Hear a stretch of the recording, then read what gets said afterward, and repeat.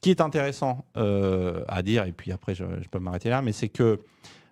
pendant longtemps, en se basant sur les estimations des premiers missionnaires, des premiers explorateurs, pendant longtemps, les chercheurs et les chercheuses ont pensé que la Calédonie était relativement peu peuplée, de l'ordre de 40 000 à 100 000 habitants, quand Cook est arrivé. Or, on a observé une dépopulation au fil de l'histoire coloniale à cause d'abord du choc microbien, épidémique, des guerres, de la famine, etc.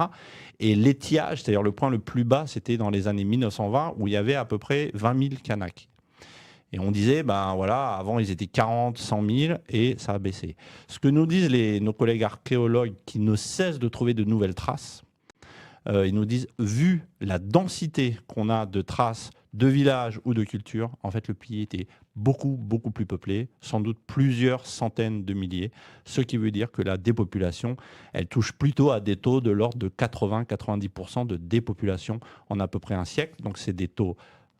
vertigineux, mais qu'on retrouve partout ailleurs dans le Pacifique, notamment dans les endroits où ça a été le plus connu à tester parce qu'on avait plus de sources. Aux îles Marquises, on a atteint 96% de dépopulation en un siècle.